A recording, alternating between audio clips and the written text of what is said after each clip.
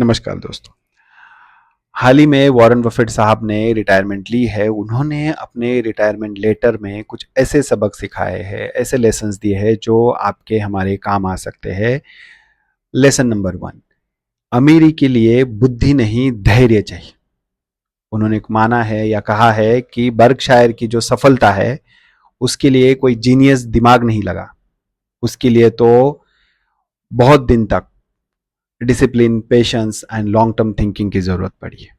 Number 2, आपका सबसे बड़ा एसेट आपका रेपुटेशन होता है। उनका ये मानना है कि 20 साल लगते हैं रेपुटेशन बनाने में, लेकिन 5 मिनट में वो रेपुटेशन आपका खत्म हो सकता है।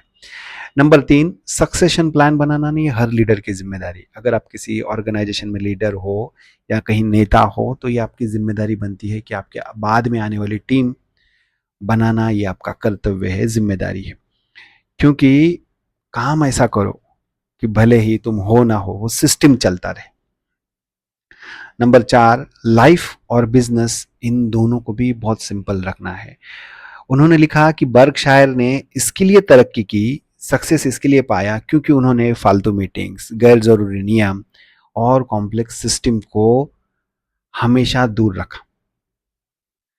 नंबर 5, फ्यूचर को ध्यान में रख के ही उन्होंने डिसीजन लिए है। देखिए, जो चीज आपके बाद पीढ़ियों को फायदा दे वही आपका रियल इन्वेस्टमेंट है। शॉर्ट टर्म लाभ छोड़ो, फायदा छोड़ो और लॉन्ग टर्म का सोचो।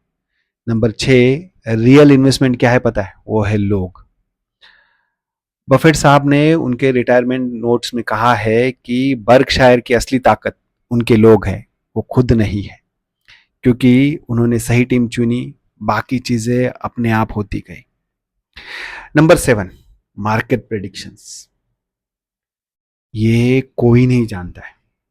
उन्होंने ये कहा है कि मार्केट टाइम हमने कभी नहीं किया और ना कर पाए। इससे हमारे लिए क्या सीख है?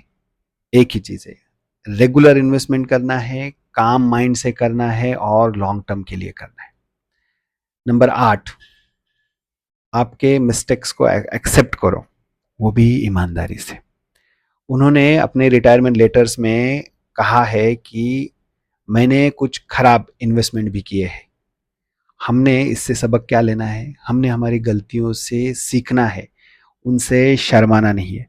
और नंबर 9, आपने आपका नॉलेज जो है ना फ्रीली शेयर करना है। उन्होंने लिखा कि ये जो मेरी लेटर्स है ये सिर्फ इन्वेस्टर के लिए नहीं है, ये उन लोगों के लिए है जो बेटर इन्वेस्टर एंड थिंकर बनना चाहते हैं। नंबर 10, दुनिया को बेहतर बनाकर जाना ही असली सफलता है, असली सक्सेस है। उन्होंने जोर दिया कि अगर यदि आप खुशकिस्मत हो तो दुनिया को लौटाना ये आपकी जिम्मेदारी है। अगर आप मानवता के सबसे भाग्यशाली 1% में हो तो आपका कर्तव्य है कि बाकी 99% लोगों को या लोगों के बारे में सोचे, उनका ध्यान रखें। धन्यवाद दोस्तों।